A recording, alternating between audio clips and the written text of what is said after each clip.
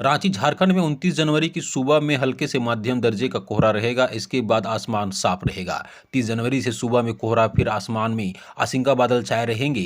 रांची और इसके आसपास के इलाकों में भी ऐसा ही मौसम रहने का अनुमान है। 3 फरवरी से आसमान साफ रहेगा। बोकारो इस्पात संयंत्र को लेकर केंद्रीय मंत्री एच.डी. कुमारस्वामी और राज्य मंत्री विभूति राजू श्रीनिवास वर्मा ने बड़ी घोषणा की है।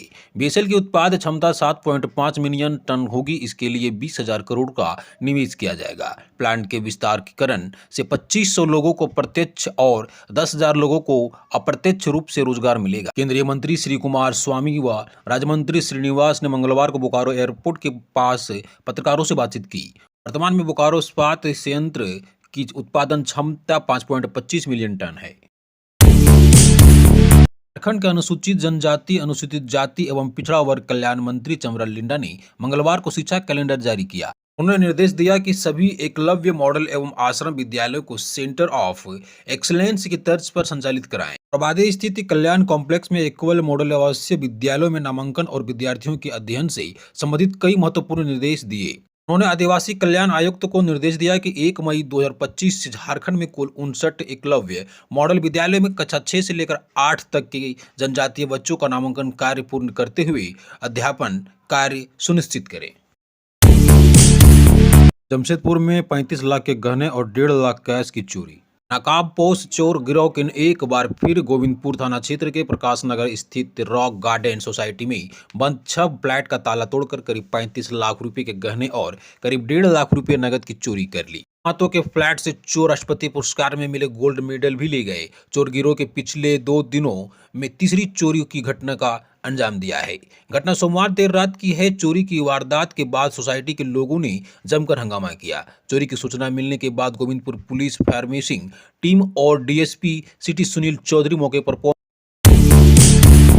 सीएम हेमंत सोरेन ने बजट पूर्व गोष्ठी में बताया कैसा बजट दस्तावेज। झारखंड के मुख्यमंत्री हेमंत सोरेन ने कहा कि बजट के जरिए एक ऐसा दस्तावेज तैयार हो जिससे यहां की मूलभूत समस्याओं के समाधान के साथ सर्वग्रीय विकास की राह पर राज्य आगे बढ़ सके। इसके लिए जरूरी है कि संसाधनों का बेहतर से बेहतर इस्तेमाल हो। मुख्यमंत्री आज मंगलवार को झारखंड मंत्रालय में अबुआ बजट 2025-26 की तैयारियों के सिलसिले में बजट पूर्व संगोष्ठी की अध्यक्षता करते हुए ये एक बातें कही। कहा कि बजट आइडियल और सर्वोत्तम हो, इसके लिए विभिन्न विषयों के विशेषज्ञों ने कई अहम और प्रभावी सुझाव दिए हैं। इन सुझावों पर गंभीरता के साथ अध्ययन कर उसे बजट में शामिल करने पर विचार होगा कि सतत एवं समावेशी विकास की दिशा में आगे बढ़ाया जा सके। अब वो आवास पोर्टल पर सर्वश्रेष्ठ सुझाव देने वाले पुरस्कृत किए गए।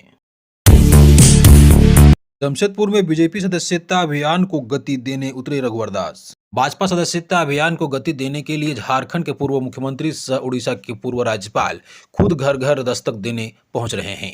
मंगलवार को भाजपा के गोलमुरी मंडल में सदस्यता अभियान मंडला अध्यक्ष पप्पू उपाध्यक्ष के नेतृत्व में टुलाई डुंगरी में चलाया गया। सदस्यता अभियान में पूर्व मुख्यमंत्री रघुवर दास ने पूरे क्षेत्र का भ्रमण कर लोगों से संपर्क किया। खुद सदस्यता का फॉर्म भरकर कई लोगों को भाजपा की प्राथमिक के सदस्यता दिलाई।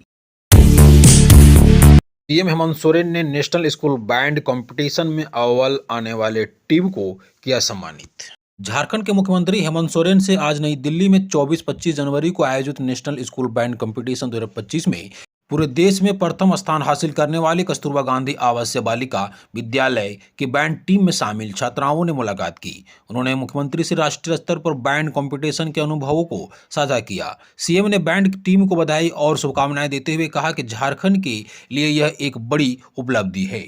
उन्होंने कहा कि एक सरकारी विद्यालय की छात्राओं ने बैंड कंपटीशन के जरिए अपनी प्रतिभा को पूरे देश को सक्षम पेश कर झारखंड का नाम रोशन किया है। उन्होंने बैंड टीम के सभी सदस्यों को भविष्य में और बेहतर प्रदर्शन करने के लिए शुभकामनाएं दी और उन्हें सम्मानित भी किया। आंसू को झटका, महासचिव और पूर्व आईपीएस संजय रंजन सिंह ने थामा पटना में राजद का दामन। झारखंड की आंसू पार्टी को झटका लगा है। पूर्व आईपीएस और आंसू के महासचिव सह प्रवक्ता संजय रंजन सिंह ने बिहार की राजधानी पटना में मंगलवार को राजद का दामन थाम लिया है। राजद के राष्ट्रीय महासचिव भोला यादव और बिहार के मुख्य प्रवक्ता शक्ति यादव ने उन्हें पार्टी की सदस्यता दिलाई। राजद में शामिल होने के बाद संजय रंजन सिंह ने कहा कि लालू प्रसाद की नीति और सिद्धांतों को वो जन जन तक पहुंचाएंगे और संगठन को मजबूत करेंगे। पुलिस अफसरों के संपर्क में था ट्रांसफर पोस्टिंग के नाम पर ठगने वाला गिरोह। राज्य में ट्रांसफर पोस्टिंग के नाम पर ठगी का प्रयास करने वाला गिरोह राज्य के करीब 5 सीनियर पुलिस अधिकारियों के संपर्क में था। अधिकारियों को गिरोह के सदस्य ने उनके मनचाहे स्थान पर पोस्टिंग कराने का आश्वासन दिया था। पुलिस की टीम ने जब गिरोह के सदस्यों से एक अधिकारी का नाम लेकर पूछा कि उनकी पोस्टिंग कहां करने वाले थे, तब गिरोह के सदस्यों ने कहा कि बोकारो में। यह सुनने के बाद टीम के अधिकारी की दंग रह गए। गिरोह के सदस्य पंचायती राज विभाग सहित दूसरे काम का ठेका दिलाने का दावा करते थे।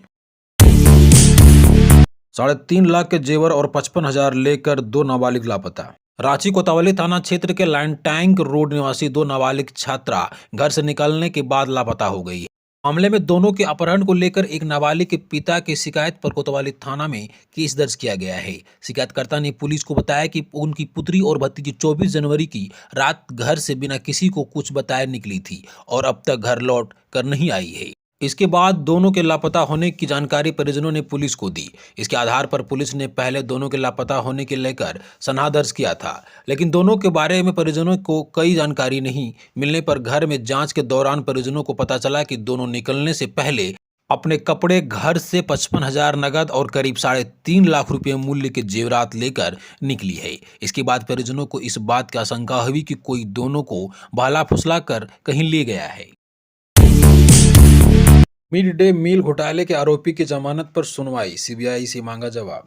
झारखंड हाईकोर्ट ने 100 करोड़ मिड डे मील घोटाला मामले के आरोपी की ओर से दायर जमानत याचिका पर सुनवाई की। प्रार्थी का पक्ष सुनने के बाद अदालत ने सीबीआई को जवाब दायर करने का निर्देश दिया। मामले की अगली सुनवाई 13 फरवरी को होगी। इसके पूर्व प्रार्थी की ओर से जमानत देने का आग्रह किया गया।